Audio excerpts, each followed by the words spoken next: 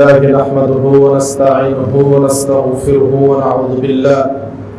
ونعوذ بالله من شرور أنفسنا ومن سيئات أعمالنا من يهده الله فلا مضل له ومن يضلل فلا هادي له وأشهد أن لا إله إلا الله وحده لا شريك له وأشهد أن محمدا عبده ورسوله الذي أرسله بالحق بشيرا ونذيرا وداعيا إلى الله بإذنه وسراجا وقمرا منيرا.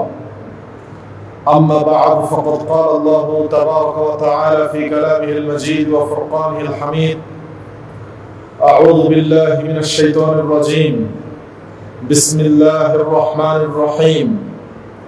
محمد رسول الله والذين معه أشداء على الكفار رحماء بينهم تراهم ركعا سجدا يبتغون فضلا من الله ورضوانا سيماهم في وجوههم من أثر السجود ذلك مثلهم في التوراة ومثلهم في الإنجيل كزرع أخرج شطأه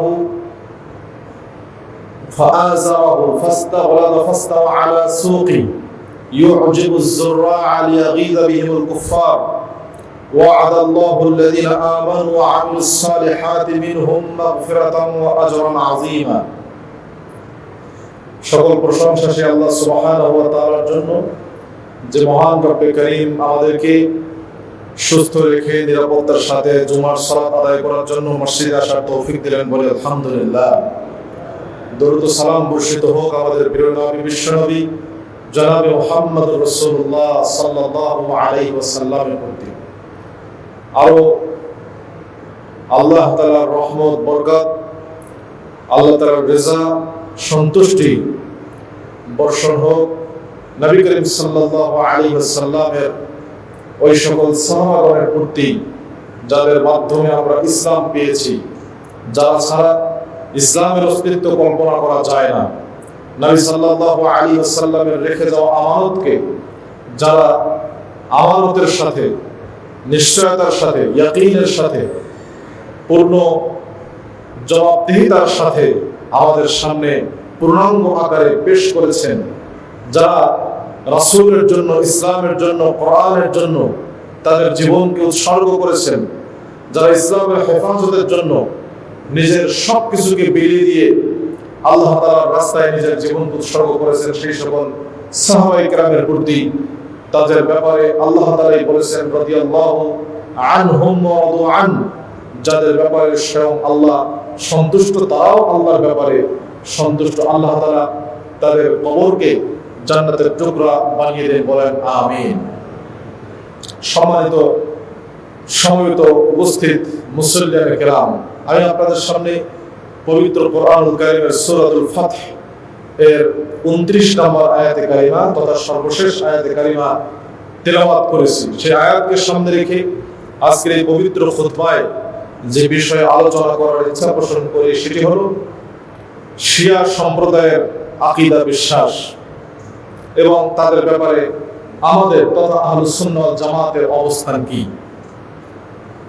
এই বিষয়টা নির্বাচিত করার কারণ এটি, গত কয়েকদিন আগে আপনারা দেখেছেন ইরানের প্রেসিডেন্ট ইব্রাহিম রাইসি, তিনি স্বরাষ্ট্রমন্ত্রী সহ বেশ কয়েকজন আলজেরিয়ায় একটি সফরে যাচ্ছিলেন হেলিকপ্টারে করে।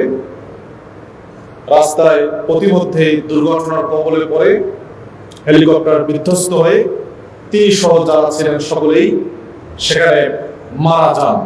সারা বিশ্বে এটি নিয়ে হইচই পড়ে গেছে এবং হইচই হওয়ারই কথা। একটি দেশের প্রেসিডেন্ট, এত বড় দেশের প্রেসিডেন্ট মারা গেলেন দুর্ঘটনায়, এটা একটা হইচই পড়ার মতোই বিষয়। রাজনৈতিক অঙ্গনে এটা যেমন ভাবে হইচই ফেলে দিয়েছে, ধর্মীয় অঙ্গনেও বিষয়টি খুবই গুরুত্বের সাথে, বিশেষ করে আমাদের বাংলা অঞ্চলে এই জনপদের লোকজন আমরা বিষয়টি নিয়ে বেশ চর্চা, অনেকেই যুক্তি, পাল্টা যুক্তি, কূট যুক্তি, বিপক্ষকে ঘায়েল করার জন্য যা করা দরকার আমরা যে চিন্তা মানসিকতা সেটা আমরা প্রকাশ করে চলছি, পক্ষে বিপক্ষে কথা আসছে। যেহেতু ইরান একটি শিয়া রাষ্ট্র, ইব্রাহিম রাইসি তিনিও শিয়া ছিলেন, ইসমাইলি শিয়া, ইসনা আশারিয়া শিয়া বলা হয় যাদেরকে। তিনি যেহেতু মারা গেলেন, তার সম্পর্কে আমাদের অবস্থান কেমন হওয়া উচিত, তিনি এবং আপনার শিয়া সম্প্রদায়ের সম্পর্কে, এই বিষয়টি নিরপেক্ষ দৃষ্টিতে বিচার করতে হবে। এটা হলো প্রথম কথা। সম্পূর্ণ ঐতিহাসিকভাবে আমাদের বিচার করা উচিত। যদি শিয়া আহলুস সুন্নাহ ওয়াল জামাতের তথা মুসলমানদের উপকার করে থাকেন, অবশ্যই তারা আমাদের ভাই, তারা আমাদের অনুসরণীয় আদর্শ, তারা আমরা সমান। কিন্তু যদি তারা আমাদের তথা আহলুস সুন্নাহ ওয়াল জামাতের মুসলিমদের ক্ষতি করে থাকেন, তাদেরকে হত্যা করে থাকেন, আমাদের কোরআন এবং সুন্নাহর যে শরীয়ত ইসলাম যেভাবে আমরা পেয়েছি, যদি সেটাকে বিনষ্ট করার বা নস্যাৎ করার তারা কোনো পায়তারা করেন, তাহলে কখনোই আমরা তাদের পক্ষে যেতে পারি না। এটাই নিরপেক্ষ দৃষ্টিভঙ্গির দাবি। আমাদের দেশে শিয়াদেরকে যারা ভালোবাসেন, শিয়াদেরকে যারা বিভিন্ন শিয়াদের কার্যক্রমকে প্রমোট করেন, তাদের মধ্যে দুইটা গ্রুপ আমরা দেখতে পাই। একটি হলো যারা বাউলপন্থী, মাজারপন্থী, সুফি তরিকায় বিশ্বাসী, এই সমস্ত বাউল পন্থীরা, নেড়া ফকির যারা, মাজারপন্থী যারা 24 ঘন্টা তাদের জীবন মরণ শিরকের উপরে প্রতিষ্ঠিত, তাদের দর্শন, তাদের আকীদা, তাদের বিশ্বাস, তাদের ওয়াজ, তাদের জিকির, তাদের যা বলে না কেন, এই সবগুলি হলো শিয়া প্রভাবিত। এই জন্য আপনারা দেখবেন তাদের ওয়াজে বেশিরভাগ আলী রাদিয়াল্লাহু তাআলা আনহুর ওয়াজ, ফাতেমার ওয়াজ, হাসান হুসাইন রাদিয়াল্লাহু তাআলা আনহুর ওয়াজ, আর অন্যান্য সাহাবায়ে কেরামের ওয়াজ নাই। আলী, ফাতেমা, হাসান, হুসাইন, তাদেরকে আমরা সম্মান করি, শ্রদ্ধা করি। তাদেরকে সম্মান শ্রদ্ধা করা ঈমানের অংশ। যদি কেউ তাদের সাথে বেয়াদবি করে, হিংসা পোষণ করে, মুনাফিক। সহিহ মুসলিমের স্পষ্ট হাদিস, আলী রাদিয়াল্লাহু তাআলা আনহু নিজেই বলছেন, নবী সাল্লাল্লাহু আলাইহি ওয়াসাল্লাম আমাকে বলছেন, আলী, তোমাকে যে ব্যক্তি ভালোবাসে সে ঈমানদার, তোমার সাথে যে ব্যক্তি বিদ্বেষ পোষণ করে সে মুনাফিক। এটা আমাদের আকীদা, এটা আমাদের বিশ্বাস। ফাতেমা রাদিয়াল্লাহু তাআলা আনহার ব্যাপারে বিশ্বনবী সাল্লাল্লাহু আলাইহি ওয়াসাল্লাম বলেছেন, ফাতেমা তো বাদআতুম মিন্নি, ফাতেমা আমার শরীরের একটা অংশ, যে ফাতেমাকে কষ্ট দিল সে আমাকে কষ্ট দিল। এটা আমাদের আকীদা, এটা আমাদের বিশ্বাস। হাসান হুসাইন সাইয়্যিদা শাবাবি আহলিল জান্নাহ, জান্নাতের যুবকদের সর্দার, এটা আমাদের আকীদা এবং বিশ্বাস। রাসূলের প্রিয় পুত্র, স্নেহধন্য, নবী সাল্লাল্লাহু আলাইহি ওয়াসাল্লাম খুতবা দিচ্ছিলেন জুমার দিন। হাসান হুসাইন দুই ভাই, ছোট্ট মানুষ, রাসূলের নাতি, লাল কাপড় পরে মসজিদের দরজা দিয়ে ঢুকছে, জামাটা লম্বা ছিল, হোঁচট খেয়ে পড়ে যাচ্ছিল। নবী সাল্লাল্লাহু আলাইহি ওয়াসাল্লাম জনগণের সামনে খুতবা দিচ্ছেন, খুতবা স্টপ করে তিনি নামলেন, নেমে তাদেরকে নিয়ে কোলে নিয়ে আসলেন, এসে এরপর খুতবা দিলেন। এত ভালোবাসতেন তাদেরকে, এত ভালোবাসতেন, স্নেহ করতেন। এইসব বিষয় নিয়ে আমাদের বিন্দুমাত্র কোনো সন্দেহ পোষণ করার সুযোগ নেই। কিন্তু এর মানে এই নয় যে নবী সাল্লাল্লাহু আলাইহি ওয়াসাল্লামের যে সকল সাহাবায়ে কেরাম যাদেরকে আমরা দেখি, আল্লাহ তাআলা এবং রাসূল তাদেরকে যে মর্যাদা দিয়েছেন, সেই মর্যাদার জন্য ব্যত্যয় আমরা না ঘটাই। কারণ আমরা জানি সাহাবায়ে কেরামের মধ্যে সবচেয়ে বেশি মর্যাদার অধিকারী আবু বকর সিদ্দিক রাদিয়াল্লাহু তাআলা আনহু, এরপরে ওমর, এরপরে ওসমান, এরপরে আলী রাদিয়াল্লাহু আলাইহি আজমাইন, সকলেই সম্মান এবং শ্রদ্ধার পাত্র। কিন্তু সবচেয়ে বেশি মর্যাদাপ্রাপ্ত সাহাবী আবু বকর সিদ্দিক রাদিয়াল্লাহু তাআলা আনহু, এরপর ওমর, ওসমান। এটাই হলো খুলাফায়ে রাশিদিন। আমরা সেই সিরিয়ালকেই মেইনটেইন করে বিশ্বাস করি, এটা আমাদের আকীদার অংশ নিঃসন্দেহে। এবং এ সম্পর্কে অসংখ্য অগণিত প্রমাণ আছে, সেটি আমরা না জানি। আমরা যেটা বলছিলাম যে বাংলাদেশের শিয়াদেরকে প্রমোট করে যারা একেবারেই সরাসরি শিয়াদের আকীদা বিশ্বাসকে যারা প্রচার করে, তারা হলো মাজারপন্থীরা এবং সুফি তরিকার লোক যারা, তারা। দ্বিতীয়ত, শিয়াদের রাজনৈতিক উত্থান, বিশেষ করে শিয়াদের 1979 সালের ইরানের যে বিপ্লব, যেটাকে তারা ইসলামিক রেভলিউশন, ইসলামিক বিপ্লব বলে থাকেন। মূলত এটা শিয়াদের বিপ্লব ছিল ইরানের 1979 সালে। সেই বিপ্লবের প্রতি মুগ্ধ হন অনেকেই, কারণ এই বিপ্লবের মাধ্যমেই মূলত ইরানের সাবেক শাসক রেজা শাহ পাহলভীকে পরাজিত করা হয়, তাকে দেশ থেকে বের করে দেওয়া হয়। রেজা শাহ পাহলভী উনি সুন্নি ছিলেন, কিন্তু তিনি ছিলেন আমেরিকার দালাল, এটা বলতে আমাদের কোনো দ্বিধা নেই। তিনি ছিলেন আমেরিকাপন্থী। দেশে অরাজকতা ছিল, দুর্নীতি ছিল, বর্তমান শাসকদের মতো এরকমটা ছিল। সেখানে রেজা শাহ পাহলভীকে পরাস্ত করে আয়াতুল্লাহ খামেনির নেতৃত্বে, তিনি এই নেতৃত্ব দিয়েছেন ফ্রান্স থেকে। কারণ রেজা শাহ পাহলভীর সময় থেকেই আয়াতুল্লাহ খামেনি ফ্রান্সে নির্বাচিত ছিলেন। ফ্রান্সের থেকেই তিনি মূলত এই বিপ্লবের নীল নকশা আঁকেন এবং সেই বিপ্লব সংঘটিত হয় 1979 সালে। এর মাধ্যমে ইরানে স্থায়ীভাবে বর্তমানে এই ইসমাইলি শিয়া শাসক গোষ্ঠী ক্ষমতা লাভ করে। এই বিপ্লবের প্রতি মুগ্ধ হন অনেকেই। অনেকেই বিপ্লবকে অনুকরণীয় আদর্শ মনে করে থাকেন রাজনৈতিক কারণে। এই দুই ধরনের লোক আমরা আমাদের দেশে দেখতে পাই। সম্মানিত ভাইরা আমার, আসলে আমাদের নিরপেক্ষ দৃষ্টিতে ঐতিহাসিক সত্য যাচাই করে সিদ্ধান্ত নিতে হবে যে আমরা শিয়াদের পক্ষে নাকি শিয়াদের বিপক্ষে আমাদের অবস্থান গ্রহণ করতে হবে। আসুন আমরা সাম্প্রতিক সময়ের ঘটনার আগেই শিয়াদের উৎপত্তি, জন্ম কোত্থেকে, সেই ইতিহাসটা খুবই সংক্ষিপ্ত আকারে জেনে নিই। আপনারা জানেন নবী সাল্লাল্লাহু আলাইহি ওয়াসাল্লামের ওফাতের পরে আবু বকর সিদ্দিক তিনি খেলাফত চালালেন 2 বছর, এরপরে ওমর 10 বছর, এরপরে ওসমান 12 বছর, এরপরে আলী রাদিয়াল্লাহু আনহু 4 থেকে 4.5 বছর, এরপরে তার ছেলে হাসান 6 মাস, এরপরে হুসাইন রাদিয়াল্লাহু আনহু, এরপরে হাসানের পরে আসলেন আমির মুয়াবিয়া রাদিয়াল্লাহু আনহু। তিনি 20 বছর মুসলিম বিশ্বের একক নেতা ছিলেন। সেই সময় তার বিরোধী কেউ ছিলেন না। তিনি মারা যাওয়ার পরে আপনার একটা দ্বন্দ্ব শুরু হয় ইয়াজিদ এবং হুসাইন তাদের মধ্যে। সে দ্বন্দ্বের ইতিহাসের নির্মম পরিণত হয় কারবালার সেই ঐতিহাসিক মর্মান্তিক ঘটনা, সেটা আমরা জানি। সেখান থেকে মূলত রাজনৈতিকভাবে প্রকাশ্য ময়দানে 2টা গ্রুপের সৃষ্টি হয়। কিন্তু এরও আগে হযরত ওসমানকে শহীদ করে দেওয়া হয়, হযরত ওমরকে শহীদ করে দেওয়া হয়। ওমরকে শহীদ করে গিয়ে ইরানের এক লোক অগ্নি পূজক, তার নাম ছিল আবু লুলু আল মাজুসি। আবু লুলু আল মাজুসি হযরত ওমরকে শহীদ করে দেন। ওসমান ক্ষমতায় আসেন। ওসমান রাদিয়াল্লাহু তাআলা আনহুর প্রথম 6 বছর খুব ভালো ছিল, কোনো ধরনের ঝামেলা নেই। পরবর্তী 6 বছর তার বিরুদ্ধে বেশ কিছু অভিযোগ নিয়ে আসা হয়। এই অভিযোগগুলোর নেতৃত্ব দিয়েছিল আব্দুল্লাহ বিন সাবা নামক এক ভণ্ড ইহুদি। আব্দুল্লাহ বিন সাবা ইসলাম ধর্ম গ্রহণ করে প্রচার করে মুসলমান, কিন্তু বস্তুত সে মুসলমান ছিল না, বরং মুসলিম সেজে মুসলমানদের ধর্মকে তাদের মূল ট্র্যাক থেকে, মূল রোড থেকে আপনার বিচ্যুত করার জন্য সে ইসলামের ভান ধরে। এরপর সে জনগণের মধ্যে বিশৃঙ্খলা সৃষ্টি করে একটা পর্যায়ে হযরত ওসমানকে শহীদ করে দেওয়া হয়। সেই নির্মম ইতিহাস আমরা সকলেই জানি।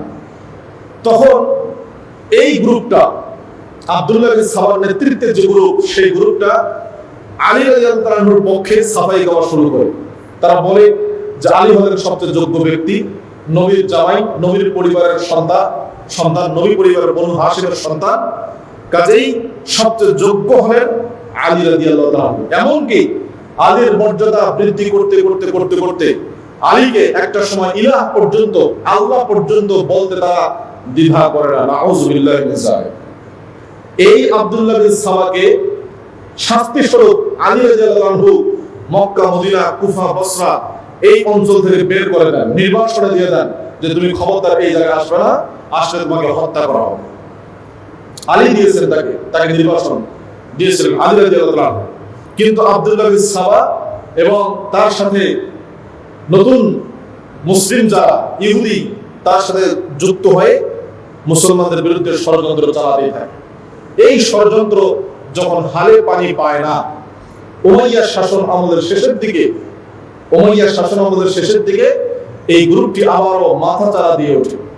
একদিকে হযরত আলীর বংশের কিছু লোকের একটা ক্ষোভ ছিল, আফসোস ছিল যে আমরা নবী পরিবারের লোক, হযরত হোসেনকে নির্মমভাবে হত্যা করা হলো, এই রাজনৈতিক ক্ষমতার যোগ্য সবচেয়ে হলো আমরা, আমাদেরকে বাইপাস করে উমাইয়া শাসন আমলের উমাইয়া শাসকরা ক্ষমতা গ্রহণ করছে, তারা ক্ষমতা চালাচ্ছে। এটা একটা রাজনৈতিক দ্বন্দ্ব ছিল। এই গ্রুপটার সাথে যোগ দেয় আব্দুল্লাহ বিন সাবার নেতৃত্বের লোকেরা। তাদের আবাসস্থল হয় ইরানে। আজকে যে ইরান শিয়া রাষ্ট্র, ইরান কেন শিয়া? পৃথিবীর অন্যান্য দেশে এত মানে শিয়াদের রাষ্ট্র হলো, ইরানে শিয়া হলো কেন? কারণ এই গ্রুপটা অর্থাৎ আব্দুল্লাহ বিন সাবার নেতৃত্বের যে গ্রুপ, সেই গ্রুপ চলে যায় ইরানে। ইরানের অগ্নি পূজকরা এবং এই গ্রুপ, এই দুইটা গ্রুপের মধ্যে একটা মিল হয়। কিরকম মিল হয়? আপনারা জানেন যে 14 হিজরিতে হযরত ওমরের আমলে কাদিসিয়ার যুদ্ধে ইরান মুসলমানদের দখলে আসে। মুসলমানদের দখলে। ইরান পুরো মুসলিম রাষ্ট্র হয়ে যায়। মুসলিম রাষ্ট্র হলেও অনেকেই অনিচ্ছা সত্ত্বেও ইসলাম গ্রহণ করলেও ভিতরে ভিতরে তাদের অগ্নি পূজক যে মনোভাব সেটা থেকে যায়। তারা যে কোনো সুযোগ খুঁজছিল যে ইসলামের উপরে কিভাবে আঘাত করা যায় আদর্শিক ভাবে। তারা তাদের এই চিন্তার হারে পানি পায় কখন? যখন এই যে আব্দুল্লাহ বিন সাবার নেতৃত্বের যে গ্রুপ, সেই গ্রুপটা আশ্রয় নেয় ইরানে। ইরানের স্থানীয় অগ্নি পূজক আর আব্দুল্লাহ বিন সাবার নেতৃত্বের যে লোকজন, এই দুই দল একসাথে হয়ে সিদ্ধান্ত গ্রহণ করে যে আমরা ইসলামের উপরে সরাসরি আক্রমণ করলে পারবো না, ভেতর থেকে ইসলামকে কলুষিত করতে হবে এবং সেটা করতে হবে হযরত আলীর মাধ্যম দিয়ে। কারণ যে কোনো ধর্মকে, যে কোনো আদর্শকে, যে কোনো দলকে আপনি যদি ভেতর থেকে তার আদর্শ নষ্ট করতে চান, তাহলে সেই দলের, সেই আদর্শের, সেই গ্রুপের বড় নেতা যিনি, তাকে নিয়ে অতিরঞ্জন অথবা তাকে একদম মাটির সাথে মিশিয়ে দিতে হবে। মনে করেন বাংলাদেশের রাজনৈতিক যে দলগুলো আছে, এখন সেই রাজনৈতিক দলের যারা ফাউন্ডার, যারা প্রতিষ্ঠাতা, তারা তাদের আদর্শ, তাদের একটা মতামত, তাদের একটা চিন্তা তো আছে। এখন আপনি যদি বর্তমানের যে কর্মী, আপনি যদি চান এই দলটাকে নষ্ট করে দেবো, আদর্শিকভাবে শেষ করে ফেলবো, তাহলে দুইটা উপায়। একটা হলো ওই ব্যক্তির নামে কুৎসারোপণ করতে হবে, আর যদি সেটা না পারেন তাহলে ওই ব্যক্তিকে মহান এত উচ্চ মর্যাদায় নিয়ে যাবেন যে আসলে উনি ওই মর্যাদার অধিকারী না। ফলে একটা বিশাল কর্মী বাহিনী হবে যারা ওই ব্যক্তিকে তার মর্যাদার চেয়ে আরো বেশি মর্যাদা দিবে, না দেখালেন সেটা একসময় প্রতিষ্ঠিত হয়ে যাবে। হযরত আলীকে নিয়ে একই ষড়যন্ত্র হয়, তাকে নিয়ে শুরু হয়ে যায় আপনার অতিরঞ্জন, এবং সেই অতিরঞ্জনের প্রেক্ষাপটে একজন অগ্নি পূজক ছিল, ইহুদি ছিল, তার নাম ছিল মাইমুন বিন কাদ্দাহ। তার ছেলের নাম রাখে মুহাম্মদ। আর এদিকে আলী রাদিয়াল্লাহু আনহুর অধস্তন এক ছেলের নাম ছিল মুহাম্মদ বিন জাফর। মাইমুন বিন কাদ্দাহ ইহুদি, সে তার সন্তানকে উপদেশ করে নির্দেশনা দেয় যে তোমার যত সন্তান হবে সেই সন্তানের তুমি নাম রাখবা কার নামে? ওই যে মুহাম্মদ বিন জাফর, আলীর যে বংশধর, তার সন্তানের যে নাম উনি করেন, তোমার সন্তানের নাম তুমি তাই করবা।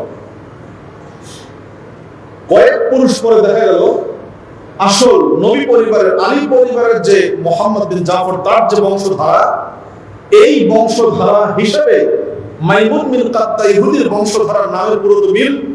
এখন এই ইহুদি পরিবার মনে করলো, এই ইহুদি পরিবারই একটা সময় প্রচার করলো আমরাই হলাম নবী পরিবারের লোক, নামে পুরোপুরি মিল আছে। তারাই প্রপাগান্ডা চালালো যে আমরাই হলাম নবী পরিবারের লোক, আমরাই আলীর বংশধর। এই গ্রুপটাই হলো বর্তমানে ইসনা আশারিয়া বা ইমামিয়া গ্রুপ, যারা 12 ইমামে বিশ্বাসী। তারা মূলত নবী পরিবারের লোক নয়, তারা হাসান হোসেনের পরিবারের লোক নয়, ফাতেমার পরিবারের লোক নয়, এটার উৎপত্তি হল ইহুদিদের থেকে। এবার আসেন শিয়াদের সাথে আমাদের দ্বন্দ্বটা মূলত কোন জায়গায়, কেন শিয়াদের সাথে আমাদের বিশ্বাসগত আকীদাগত দ্বন্দ্বটা মৌলিক কোনটা জায়গায়? শিয়াদের একটা বিশ্বাস হলো, আমি আপনাদেরকে তাদের বই থেকে নোট করে শোনাই। শিয়াদের একটা বিশ্বাস হলো 12 ইমাম, তাদের নির্ধারণ করা যে 12 ইমাম, সেই 12 ইমামের ইমামতকে নেতৃত্বকে যারা মানবে না তারা কাফের। নাউযুবিল্লাহি মিন যালিক। এই 12 ইমামের ইমামতকে নেতৃত্বকে যারা মানবে না তারা কাফের, শিয়াদের বিশ্বাস। তাদের বিখ্যাত আলেম মুহাদ্দিস মুহাম্মদ বিন আলী আল কুম্মি, যাকে তারা আস-সাদুক উপাধিতে ভূষিত করে থাকে, তিনি তার রিসালাতুল ইতিকাদ 103 পৃষ্ঠা 1370 হিজরি ইরান ছাপা, সেখানে উনি স্পষ্ট লিখছেন, ওয়া ইতিকাদুনা ফি মান জাহাদা ইমামাত আমিরুল মুমিনিন আলী ইবনে আবি তালিব ওয়াল আইম্মাতি মিন বাদিহি আলাইহিমুস সালাম আন্নাহু কামান জাহাদা নবুওয়াতা জামিউল আম্বিয়া। তিনি লিখছেন, আমাদের বিশ্বাস হলো যে ব্যক্তি আলী রাদিয়াল্লাহু তাআলা আনহু থেকে শুরু করে 12 ইমাম তাদের ইমামতকে বিশ্বাস করবে না, ওই ব্যক্তি হলো ওই ব্যক্তির মতো যে ব্যক্তি সকল নবী রাসূলের নবুয়তকে অস্বীকার করবে। আরো লিখছেন তিনি, ওয়া ইতিকাদুনা ফি মান আকাররা বি আমিরুল মুমিনিন ওয়া আনকারা ওয়াহিদান মিম্মান বা'দাহু মিনাল আইম্মা, যে ব্যক্তি শুধুমাত্র হযরত আলীর ইমামতকে বিশ্বাস করে কিন্তু তার পরবর্তী 11 ইমামকে যারা বিশ্বাস করে না, আন্নাহু বিমানজিলাতি মান আকাররা বিজামিউল আম্বিয়া ওয়া আনকার নবুওয়াতা নবিয়িনা মুহাম্মাদিন সাল্লাল্লাহু আলাইহি ওয়াসাল্লাম, সে ব্যক্তি হলো ওই ব্যক্তির মতো যে ব্যক্তি সকল নবীকে স্বীকার করে কিন্তু মুহাম্মদুর রাসূলুল্লাহকে স্বীকার করে না। তাহলে আমরা এই 12 ইমামকে স্বীকার করি না, আমরা 12 ইমামকে বিশ্বাস করি না। আহলুস সুন্নাহ, আল্লাহ রাসূল কোন হাদিসে 12 ইমামের কথা বলেন নাই, সাহাবায়ে কেরাম কেউ এই 12 ইমামের কথা জানেন না, এটা তাদের আবিষ্কৃত জিনিস।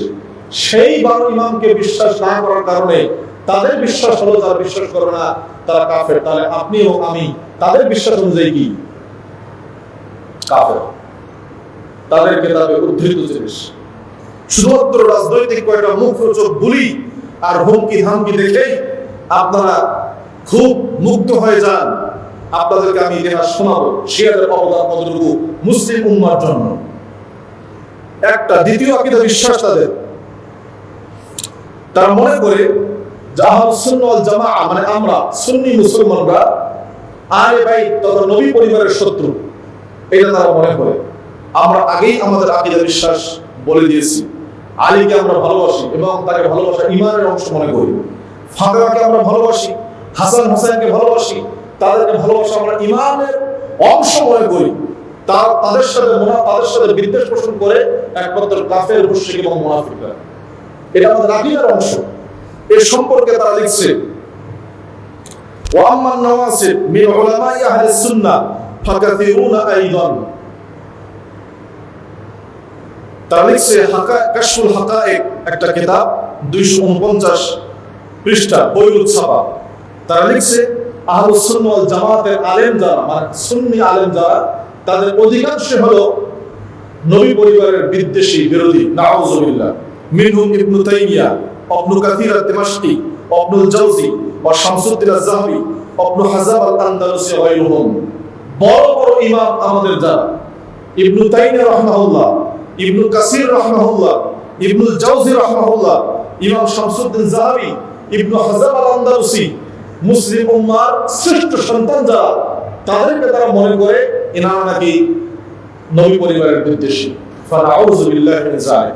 আমরা তো নবী পরিবারের বিদ্বেষী নই, আমরা নবী পরিবারকে যথাযথ সম্মান করি, যতটুকু করা দরকার ততটুকু করি, আমরা অতিরঞ্জন করি না। তাদের তৃতীয় আকীদা বিশ্বাস, তারা মনে করে আহলুস সুন্নাহ ওয়াল জামাতের রক্ত হালাল এবং তাদের সম্পদ হালাল এবং তারা আমাদেরকে নাপাক মনে করে। নাউযু বিল্লাহি মিন যালিক। আপনারা মনে করবেন কি সব কথাবার্তা, ইরানের শিয়া তো কখনো এটা বলে না। কোন শিয়া তার বক্তব্যে আপনারা কি দেখাতে পারবেন তারা আমাদেরকে কাফের বলে না? কারণ কি, শিয়াদের সবচেয়ে গুরুত্বপূর্ণ মূলনীতি হলো তাকিয়া নীতি। তাকিয়া মানে কি? তাকিয়া মানে এটাকে আমরা বলি যে প্রতারণার নীতি, অর্থাৎ বাইরে একটা ভেতরে একটা। এটা শিয়াদের অন্যতম আকীদার অংশ। তারা মনে করে যে ধর্ম বিশ্বাস প্রচারের জন্য তাকিয়া নীতি তথা ভেতরে একটা বাইরে একটা প্রকাশ করা এটা জায়েজ, শুধু না এটা অবশ্য কর্তব্য। এই নীতির কারণে কোন শিয়া জনসম্মুখে মিডিয়ায় কখনোই তারা আমাদের বিরুদ্ধে বলবে না, ঠিকই আমাদের পক্ষে বলবে, ফিলিস্তিনের পক্ষে বলবে, আমেরিকার বিপক্ষে বলবে, ইসরায়েলের বিপক্ষে বলবে, অনেক তারা দামি দামি কথা বলবে এবং আমরা সেই সকল কথা শুনে মুক্ত হয়ে চেতনায় উজ্জীবিত হয়ে যাব, ইরানের পক্ষে সাফাই গাব। কিন্তু আসলেই এটা তাদের তাকিয়া নীতির অংশ। তাকিয়া নীতিটাই হলো যে তাদের ভেতরে একটা বাইরে একটা। তাদের কিতাব থেকে উদ্ধৃত দেখেন, তাদের বিখ্যাত কিতাব আল আনওয়ার আন-নু'মানিয়া, একটি কিতাবের নাম আল আনওয়ার আন-নু'মানিয়া, দ্বিতীয় খণ্ড 307 পৃষ্ঠা। সেখানে তিনি এই কিতাবের লেখক যিনি তিনি স্পষ্ট বলছেন, জাওয়াজু কতলিহিম আই আন-নওয়াসিব ওয়াস্তিবাহাতি আমওয়ালিহিম, নাসিবি তথা নবী পরিবারের বিরোধী যারা, মানে আহলুস সুন্নাহ ওয়াল জামাত যারা, তাদেরকে হত্যা করা বৈধ এবং তাদের সম্পদ গ্রহণ করা, বাজেয়াপ্ত করা বৈধ। এগুলো শুধুমাত্র তাদের আকীদা বিশ্বাসের অংশ নয়, তারা এই আকীদা বিশ্বাস প্রমাণ করে দেখিয়েছে ইতিহাসে। আমি সেটা আপনাদেরকে এখন বলবো। এরপর তাদের 4 নম্বর আকীদা বিশ্বাস দেখেন, তারা মনে করে ইমাম মাহদী প্রকাশিত হওয়ার আগে জিহাদ করা নিষেধ। এটা হলো শিয়াদের আকীদা। ইমাম মাহদী আলাইহিস সালাম তিনি পৃথিবীতে প্রকাশিত হওয়ার পূর্বে কোনো জিহাদ চলবে না। এটা আমাদের মুখের দাবি নয়। আপনারা শিয়াদের আকীদার একটা গুরুত্বপূর্ণ কিতাব, সেই কিতাবের নাম হলো আল কাফি। সেই কিতাবের 8 খণ্ড 295 পৃষ্ঠা। সেখানে এই কিতাবের লেখক হলো মুহাম্মদ বিন ইয়াকুব আল কুলাইনি। তিনি একটা হাদিস উল্লেখ করছেন। হাদিসের মধ্যে এসেছে, কুল্লু রায়াতিন তুরফাউ ক্বাবলা কিয়ামিল কায়েম আই আল ইমামুস সানি আশার ফাসাহিবু ওয়া তাগুত ইউ'বাদু মিন দুনিল্লাহি আযজা ওয়া জাল্লা। ইমাম মাহদী প্রকাশিত হওয়ার আগে তাদের 12তম ইমাম, তারা বলেন ইমাম মাহদী। এই ইমাম প্রকাশিত হওয়ার আগে যে পতাকা যুদ্ধের জন্য উঠবে, অর্থাৎ যে দল যুদ্ধ করবে, সেই দলটা হলো তাগুত। যে তাগুত কাকে বলে? আল্লাহ ছাড়া যারা ইবাদত করা হয় সে হলো তাগুত। এই আকীদা বিশ্বাস অনুযায়ী পৃথিবীতে যত মুজাহিদ সংগঠন আছে, যত জিহাদি কাফেলা আছে, সবগুলোই হলো তাগুত, সবগুলোই আল্লাহদ্রোহী শক্তি তাদের বিশ্বাস মোতাবেক। এবং এজন্যই আপনারা দেখবেন, আরো অনেক রেফারেন্স আমার কাছে আছে, এজন্যই আপনারা দেখবেন শিয়া এ পর্যন্ত মুসলিমরা কাফেরদের বিরুদ্ধে যত যুদ্ধ করছে, একটা যুদ্ধে শিয়াদের কোনো অবদান নেই। একটা যুদ্ধ আপনি দেখাতে পারবেন না যে যুদ্ধটা শিয়া কাফেরদের বিরুদ্ধে করছে। শিয়াদের যত যুদ্ধ সব সুন্নি আলেমদের বিরুদ্ধে, মুসলমানদের বিরুদ্ধে যুদ্ধ। শুরুর দিকে ইতিহাস বাদ দিলাম, তারা যখন শক্তি সামর্থ্য অর্জন করলো, সেই আপনার সুলতান সালাউদ্দিন আইয়ুবী রাহমাহুল্লাহর আমল থেকে আমি বলি, সুলতান সালাউদ্দিন আইয়ুবী রাহমাহুল্লাহর আমলে মিশরে ছিল শিয়া রাষ্ট্র, যেটাকে তারা বলে ফাতিমি রাষ্ট্র, মূলত এটা উবাইদিয়া শিয়া রাষ্ট্র। এই সময়ে বাইতুল মুকাদ্দাস, যেটা একটা সময় মুসলমানদের হাতে ছিল, কিন্তু শিয়াদের গাদ্দারির কারণে এই বাইতুল মুকাদ্দাস চলে যায় খ্রিস্টানদের হাতে। এটা শিয়াদের গাদ্দারির কারণে। সে সময় সুলতান সালাউদ্দিন আইয়ুবী রাহমাহুল্লাহ তিনি অত্যন্ত সুকৌশলে তিনি মূলত শিয়াদের বাহিনীদের কাজ করতে লাগে। সালাউদ্দিন আইয়ুবী মিশরের শিয়া সৈন্য বাহিনীতে তিনি কাজ করতেন। এরপরে ধীরে ধীরে তিনি ক্ষমতা দখল করেন। ক্ষমতা দখল করে তিনি নিজেই বলছেন যে আমার তুলিতে, তুলি তো বুঝতেছেন, অর্থাৎ যেখানে তীর রাখা হয় পিঠে, আমার তুলিতে যদি 10টা তীর থাকে, আমি একটা তীর নিক্ষেপ করব খ্রিস্টানদের বিরুদ্ধে, আর 9টা তীর আমি নিক্ষেপ করব শিয়াদের বিরুদ্ধে। কারণ কারণ আমি শত্রুকে পেছনে রেখে পেছনে শত্রু রেখে সামনে শত্রুর সাথে যুদ্ধ করে কখনোই বিজয় লাভ করতে পারবো না। আমি যুদ্ধ করবো খ্রিস্টানদের বিরুদ্ধে, পেছন থেকে শিয়ারা আমাকে মেরে ফেলবে। এবং শিয়ারা আপনার সুলতান সালাউদ্দিন আইয়ুবীকে হত্যা করার জন্য অনেকবার চেষ্টা করছে। কারামতিয়া শিয়া যারা, বিশেষ করে মারাত্মক আকীদার কারামতিয়া শিয়া, সুলতান সালাউদ্দিন আইয়ুবীকে হত্যা করার জন্য বেশ কয়েকবার চেষ্টা করছে। যারা হাসাসিন তারা সুলতান সালাউদ্দিন আইয়ুবীকে হত্যা করার জন্য বেশ কয়েকবার চেষ্টা করছে। আল্লাহ তাআলা তাকে রক্ষা করছে। একদিকে যেখানে সুলতান সালাউদ্দিন আইয়ুবী ক্রুসেডারদের বিরুদ্ধে যুদ্ধে লড়াইরত, সে সময় এই শিয়ারা সালাউদ্দিন আইয়ুবীর পেছন থেকে চাপ মারার জন্য উদ্গ্রীব। সর্বশেষ হিদ্দিনের যুদ্ধ, যেই যুদ্ধে মূলত খ্রিস্টানদেরকে পরাজিত করে সুলতান সালাউদ্দিন আইয়ুবী বাইতুল মুকাদ্দাস উদ্ধার করেন, সেই যুদ্ধে একজন শিয়া সালাউদ্দিন আইয়ুবীর পক্ষে ছিল না। এই যুদ্ধে কেউ অংশগ্রহণ করে নাই, সব সুন্নি লোকজন অংশগ্রহণ করছে, কেউ অংশগ্রহণ করে নাই। শিয়ারা বাইতুল মুকাদ্দাসের জন্য তাদের এত মায়া কান্না, এত কান্না, সুলতান সালাউদ্দিন আইয়ুবীর সাথে তারা অংশগ্রহণ করলো না কেন? তাদের সাথে ক্ষমতা ছিল। এরপরে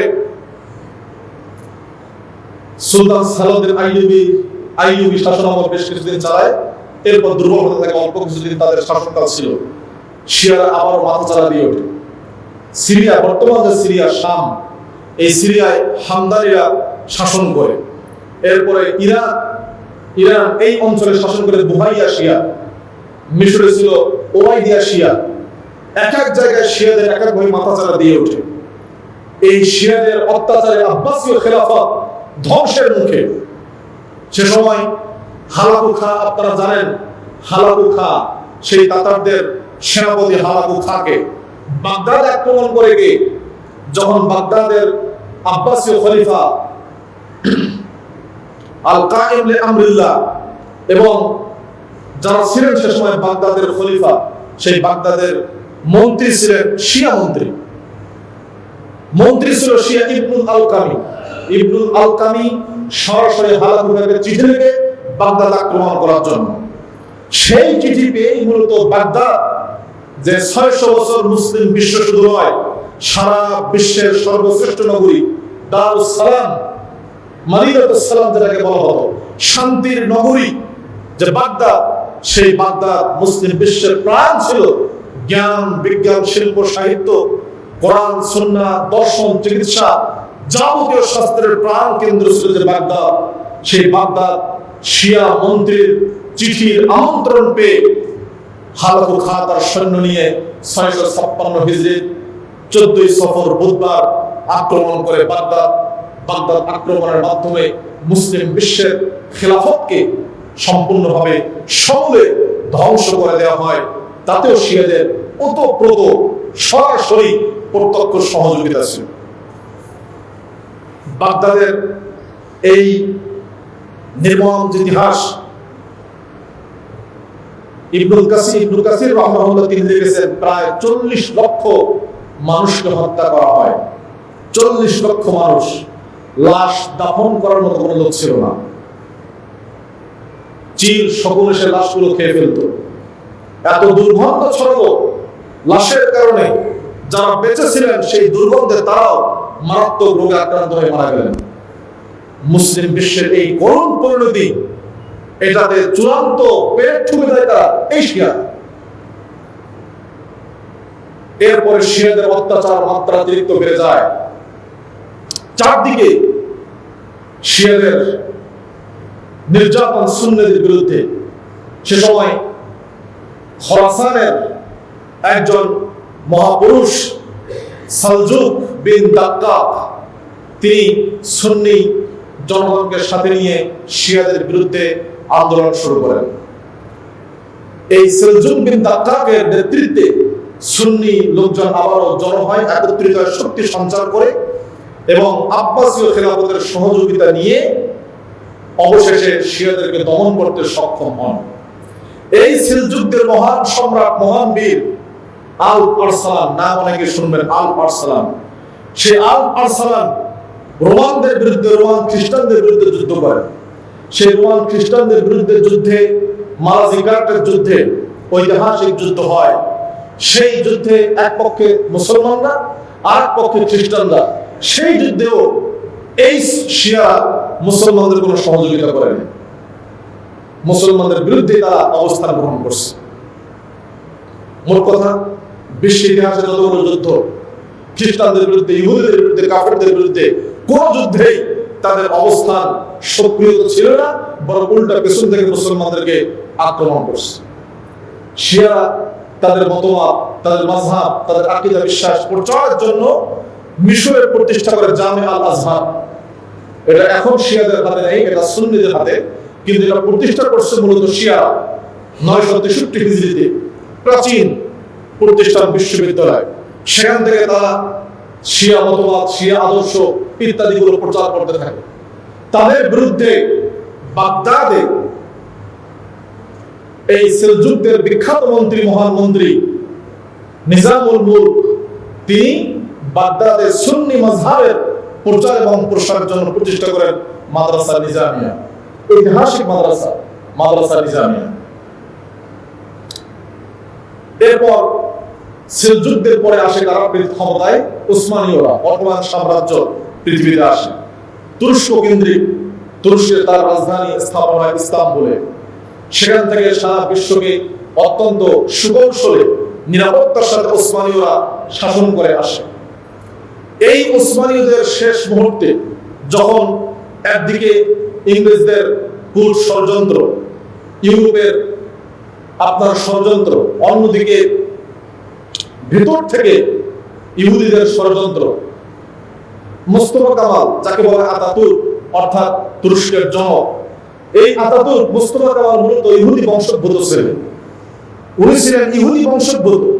সেই ইহুদি বংশোদ্ভূত তার নেতৃত্বে ইয়াং পিপলদের একটা বিশাল দল দাঁড়িয়ে যায় খেলাফতের বিরুদ্ধে। একদিকে সুলতান এবং উসমানের খেলাফত ইউরোপ এবং ইহুদিদের বিরুদ্ধে লড়ছে, অন্যদিকে তাদেরকে লড়তে হচ্ছে কাদের বিরুদ্ধে? শিয়াদের বিরুদ্ধে।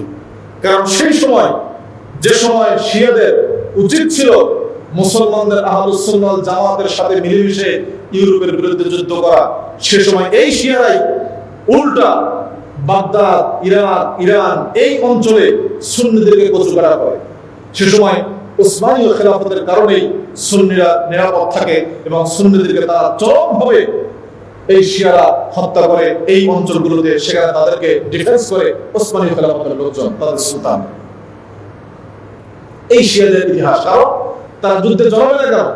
তাদের আকীদা বিশ্বাস হলো এই যে ইমাম মাহদী আসার আগে কোন যুদ্ধ চলবে না, যারাই যুদ্ধ করবে এটা যুদ্ধ না, এটা হলো সীমালঙ্ঘন, এটা হলো বিদ্রোহ। এটা তাদের আকীদা বিশ্বাস। এই জন্য আপনারা দেখবেন তাদের যা আছে সব বলি ওড়ানো ছড়া, তাদের আর কিছুই নেই। এই ফিলিস্তিনের যে মর্মান্তিক ট্র্যাজেডি বর্তমান 7 অক্টোবরের পর থেকে, সেই ইরানের কত হুমকি ধমকি মিডিয়ায় আমরা দেখি। মিডিয়া তো পুরো শিয়াদের নিয়ন্ত্রণে। এই মিডিয়া কতভাবে প্রচার করছে শিয়া নেতাদের বক্তব্য। ইসরায়েলকে উড়িয়ে দিবে, গুম করে ফেলবে, মধ্যপ্রাচ্য থেকে মিশিয়ে দিবে। আরেকটা হামলা হলে ফিলিস্তিনের প্রায় 35 থেকে 40 হাজার মানুষকে, নিরাপরাধ মানুষকে, আবাল বৃদ্ধ বনিতা শিশু বাচ্চা সবাইকে হত্যা করা হবে। লক্ষ লক্ষ মানুষ বাড়িঘর ছাড়া। ইরানের সাহস হলো না একটা বোমা নিক্ষেপ করা ইসরায়েলের উপর। নিক্ষেপ করলো কখন? যখন সিরিয়ায় ইরানি দূতাবাসে হামলা করলো ইহুদিরা, ঠিক তখন তারা হামলা করলো ইসরায়েলের উপরে। এবং সেই হামলাটাও এমন হামলা করলো, একজন লোক মারা গেল। তার এত অস্ত্র, এত পাওয়ার, এত আপনার হুমকি ধমকি, একটা ইহুদি মারতে পারলো না শিয়া। এবং মানে 2-1 ঘন্টা হামলা করে মিসাইল কিছু পাঠিয়ে ফাঁকা জায়গা বললো আমরা হামলা শেষ করলাম। এই হলো শিয়াদের বাস্তবতা।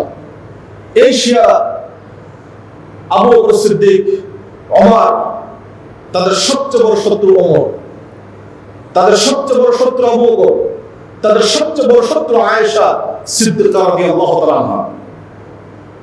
10ই মুহররম যখন আসে, আপনারা ইন্টারনেটে এগুলো যখন চলে আসতেছে দেখতে পাবেন, ইরানে যে হুসাইন রাদিয়াল্লাহু তাআলা আনহুর নামে যে মায়া কান্না তারা করে, সেই মায়া কান্নার অংশ হিসেবে তারা আয়েশা সিদ্দিকা রাদিয়াল্লাহু আনহার নামে একটা ঘোড়া বানায়, এই একটা উট বা ঘোড়া, এটা হলো আয়েশা। সেখানে এই ঘোড়াটাকে তারা নির্মমভাবে অত্যাচার করে, ঘোড়াটাকে বা উটটাকে একটা সময় মেরে ফেলে মারতে মারতে, অর্থাৎ তারা প্রত্যেকই প্রতিশোধ দিচ্ছে আয়েশার বিরুদ্ধে। আবু বকর এবং ওমর তাদেরকে লানত করে নিয়মিত, এবং তারা মনে করে অসংখ্য দলিল আছে তাদের কিতাবে, তারা বলছে যে পৃথিবীর সবচেয়ে পবিত্রতম ভূমি হলো কারবালার ভূমি, কাবা শরীফের চেয়ে বেশি পবিত্র হলো কারবালার মাটি। নাউযুবিল্লাহি মিন যালিক। অথচ কাবা হলো সারা পৃথিবীর সবচেয়ে আফদলুল বুকা, সবচেয়ে শ্রেষ্ঠ জায়গা, শ্রেষ্ঠ মাটি আল্লাহর জমিনে কাবা। কিন্তু তারা বলে কাবার চেয়েও বেশি পবিত্র হলো কারবালার মাটি, এবং এই জন্য কারবালার ইরানের সকল সৈনিকের পকেটে কারবালার মাটি থাকে। কারবালার মাটির একটু অংশ সব সৈনিকের পকেটে তারা বহন করে। এটা তাদের আকীদা, বিশ্বাস। সম্মানিত উপস্থিতি, এই হলো শিয়াদের জঘন্যতম আকীদা, যে আয়েশা সিদ্দিকা রাদিয়াল্লাহু তাআলা আনহার ব্যাপারে নবী সাল্লাল্লাহু আলাইহি ওয়াসাল্লাম সার্টিফিকেট দিয়েছেন, আল্লাহ তাআলা তার জান্নাতের সার্টিফিকেট দিয়েছেন। যে আয়েশা আবু বকরের মেয়ে, যে আয়েশা আসমার বোন, যে আয়েশা আব্দুল্লাহ বিন জুবাইরের খালা, যে আয়েশা আরবের শ্রেষ্ঠ জ্ঞানী, যে আয়েশা ফকিহা, মুফাসসিরা, মুহাদ্দিসা, মহিলাদের মধ্যে একমাত্র সর্বোচ্চ সংখ্যক হাদিস বর্ণনাকারী সাহাবী, যে আয়েশা বড় বড় সাহাবায়ে কেরামের প্রশ্ন আটকে গেলে আয়েশা উত্তর দিতেন, যে আয়েশার নিকটে বড় বড় তাবিরা শিষ্যত্ব গ্রহণ করে তারা ইসলামের অনেক জ্ঞান শিখছেন, যে আয়েশা না থাকলে ইসলামের জ্ঞানের অর্ধেক জ্ঞান আমরা পেতাম না। যে আয়েশা রাসূলের একমাত্র কুমারী স্ত্রী, যে আয়েশা রাসূলের নিকটে সবচেয়ে প্রিয় স্ত্রী, যে আয়েশার ঘরে নবী সাল্লাল্লাহু আলাইহি ওয়াসাল্লাম তার কোলে মাথা দিয়ে শুয়ে থাকলেও জিবরিল কোরআন নিয়ে আসতেন, যে আয়েশা অপবিত্র অবস্থায় থাকলেও জিবরিল তার ঘরে কোরআন নিয়ে আসতেন, যে আয়েশা রাসূল চাইতেন সফরে গেলে যেন আয়েশার নামটা লোটাইতে ওঠে, রাসূল তাকে নিয়ে সফরে যাবেন, যে আয়েশা রাদিয়াল্লাহু তাআলা আনহার ঘরে বিশ্বনবী সাল্লাল্লাহু আলাইহি ওয়াসাল্লাম এখন শুয়ে আছেন, যে আয়েশা মৃত্যুর সময়, মরণের সময় বিশ্বনবী তিনি চাইতেন যে আমি যেন আয়েশার ঘরেই, আয়েশার কোলেই আমার মরণ হয়। সেই আয়েশা সিদ্দিকা রাদিয়াল্লাহু তাআলা আনহার ব্যাপারে আল্লাহ তাআলা 10টি আয়াত নাযিল করে তার চরিত্রের সার্টিফাই করলেন। সেই আয়েশা রাদিয়াল্লাহু তাআলা আনহাকে তারা মিথ্যা অপবাদ দেয় মুনাফিক এবং কাফেরদের মতো। সাহাবায়ে কেরামকে অপবাদ দেয়। সাহাবায়ে কেরামকে অপবাদ দিলে সমস্যাটা কোথায়?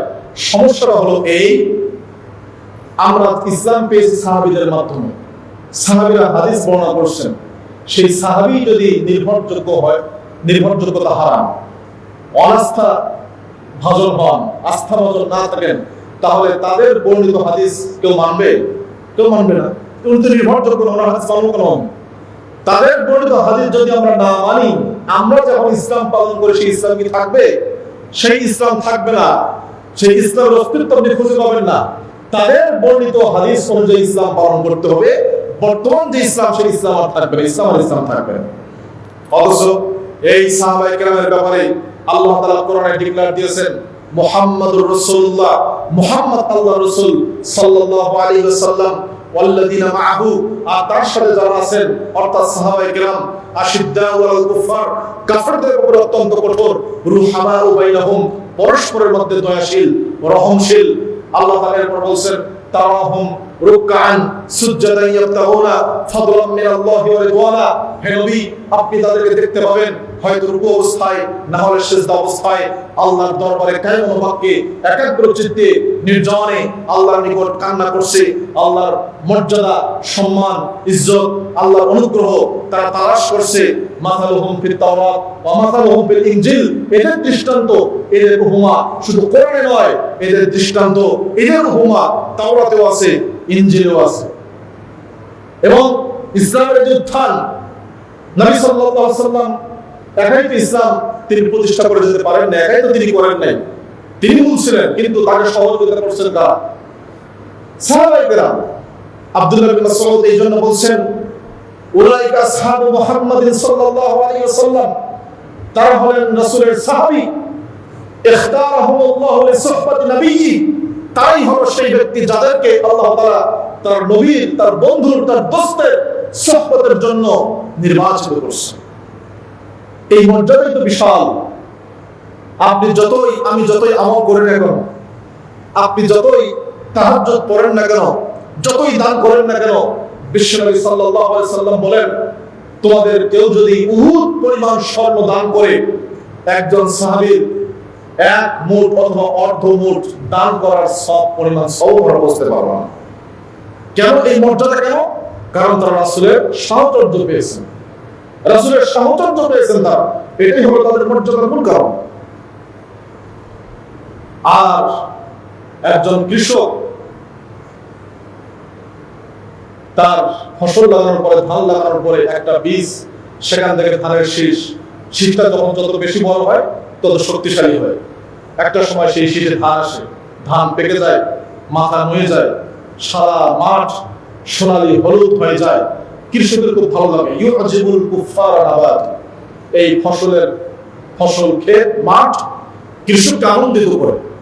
কিন্তু যারা কৃষকের ক্ষতি চায়, যারা কৃষককে দেখতে পারে না, তাদেরকে কষ্ট দেয়। এটা আল্লাহ তাআলা সেই দৃষ্টান্ত দিয়েছেন। ইমাম মালিক এখান থেকে মাসআলা বের করছেন যে এই যে সাহাবায়ে কেরাম, নবী সাল্লাল্লাহু আলাইহি ওয়াসাল্লামের আশপাশে সাহাবায়ে কেরাম জড়ো হলেন, ইসলাম প্রচার করলেন, এটাকে, এই দৃশ্যকে অপছন্দ করে কারা? কাফেররা। এই দৃশ্যকে অপছন্দ করে কারা? কাফেররা। কাজেই যারা রাসূলের সাহাবাদের সাথে বিদ্বেষ পোষণ করবে তারা কাফের। রাসূলের সাহাবাদের সাথে বিদ্বেষ যারা পোষণ করবে তারা কাফের। এরা যতই চটকদার রাজনৈতিক বলি আওরাত না কেন, এটাতে ভুলে যাওয়ার কিছু নাই। সুতরাং এই যে এর আগে মারা গেল একজন ইরানের কাসেম সুলাইমানি, আপনারা কি জানেন তাকে নিয়ে বাংলাদেশের পত্র পত্রিকায় লেখালেখি হয়? আমাদের ইসলামী রাজনৈতিক দলগুলো তাকে হিরো মনে করে, কিন্তু তারা কি জানেন এই কাসেম সুলাইমানি সিরিয়া লক্ষ লক্ষ সুন্নির রক্ত যার হাতে লেগে আছে, সে হল কাসেম সুলাইমানি। এই ইব্রাহিম রাইসি কে? ইব্রাহিম রাইসি ছিল তেহরানের সাবেক বিচারপতি। তেহরানের সাবেক বিচারপতি হলো ইব্রাহিম রাইসি। সাদ্দাম হোসেন, আপনারা সাদ্দাম হোসেনের পক্ষেও না, ইব্রাহিম রাইসির পক্ষেও না। সাদ্দাম হোসেনকে ফাঁসি দেওয়া হলো কখন? ঈদের দিন। সেই ইতিহাস আপনাদের মনে থাকার কথা। মুসলমানরা, আরব বিশ্ব সহ মুসলিম বিশ্ব যেদিন ঈদের উদযাপন করবে, ঈদ আনন্দ উদযাপন করবে, ঈদ যেন তারা ঠিক মতো উদযাপন করতে না পারে আরব বিশ্বের মানুষেরা, এই জন্য অত্যন্ত পরিকল্পিতভাবে সাদ্দাম হোসেনকে ফাঁসি দেওয়া হলো ঈদের দিন। সাদ্দাম হোসেনের রায় কে দিয়েছিল? সে সময় তেহরানের বিচারপতি ছিলেন এই Ebrahim Raisi. Ebrahim Raisi Saddam হোসেনের ফাঁসির রায় কার্যকর করেছেন, ফাঁসি রায় দিয়েছেন। আপনারা দেখেছেন সিরিয়ার মানুষেরা মৃত্যুর কারণে মিষ্টি বিতরণ করছে। একটা মানুষ কত খারাপ বলে মানুষ মিষ্টি বিতরণ করে। আমাদের অনেক সময় শত্রু যদি মারা যায়, জানা যায় দোয়া করে, যে লোকটা যা করছে মারা গেছে, মাফ করে দিলাম। কিন্তু শত্রু এমন শত্রু থাকে যাদেরকে ভোলা যায় না, ভোলা সম্ভব নয়। লক্ষ লক্ষ সিরিয়ান মুসলমানদের রক্তে রঞ্জিত যাদের হাত, আমরা তাদের জন্য কিভাবে মায়া কান্না করতে পারি, কিভাবে দোয়া করতে পারি? সম্মানিত উপস্থিতি, এই জন্য আমরা নিরপেক্ষ দৃষ্টিতে কথা বলতে হবে। আমরা ইসলামী বিপ্লবের বিপক্ষে নই, ইসলামী আন্দোলনের বিপক্ষে নই, ইসলামী রাষ্ট্রের বিপক্ষে নই। ইসলাম কায়েম হোক, ইসলাম তার সর্বশক্তি দিয়ে সকল ধর্মের উপর বিজয়ী হোক, এটা আমাদের আকীদার অংশ, বিশ্বাসের অংশ। কিন্তু ইসলাম কায়েম করলাম, কিন্তু ইসলামের মৌলিকত্ব কিছু থাকলো না। ইসলামের আসল যে রূপ, সেই রূপকে আমি বিকৃত করে ফেললাম, নিজের মতো করে ধর্ম রচনা করলাম, সেই ইসলাম দিয়ে আমার লাভ কি? আসুন, এজন্য আমরা খুব যে কোনো খবর, যে কোনো সংবাদ গ্রহণ প্রচার করার ক্ষেত্রে, বিশ্বাসের ক্ষেত্রে আরো সতর্ক হই। আল্লাহ তাআলা আমাদের সকলকে বোঝার তৌফিক দান করেন, আমিন। যে সকল সুন্নি ভাইরা, যে সকল সুন্নি মুসলমান তাদের হাতে নির্মমভাবে নির্যাতনের শিকার হয়েছেন, এই নির্যাতনের ইতিহাস নিয়ে বললে আরো অনেক বলা যাবে। নির্যাতন কত ভাবে তারা নির্যাতন করে আপনি কল্পনা করতে পারবেন না।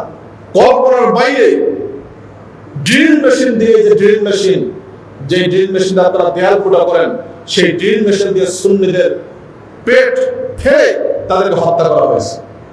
এই ইরাক, এই সিরিয়ায়, এই বাগদাদে শিয়া, এই ইমামিয়া ইসনা আশারিয়া শিয়া যারা, ইসমাইলি শিয়া যারা, তারা করছে। আমাদের কাছে এই সংবাদগুলো আসাই হয়তো এই জন্য আমরা জানি না। তাই আসুন আমরা আল্লাহর নিকট দোয়া করি, আল্লাহ তাআলা যেন মুসলমানদেরকে, বিশেষ করে সুন্নি মুসলিমদেরকে, আহলুস সুন্নাহ ওয়াল জামাতকে সকল ধরনের ষড়যন্ত্র, সকল নির্যাতন, সকল প্রকার বিপদ, মুসিবত, বালা, দুঃখ থেকে আল্লাহ তাআলা আমাদেরকে হেফাজত করেন, আমিন। আমাদের যারা শত্রু, আল্লাহ তাআলা তাদেরকে যেন হেদায়েতের পথে অবিচল রাখেন, আমিন। অথবা আল্লাহ তাআলা যেন তাদের ষড়যন্ত্রই তাদেরকে ধ্বংস করে দেন, আমিন। ওয়া আখিরু দাওয়ানা আলহামদুলিল্লাহি রাব্বিল আলামিন।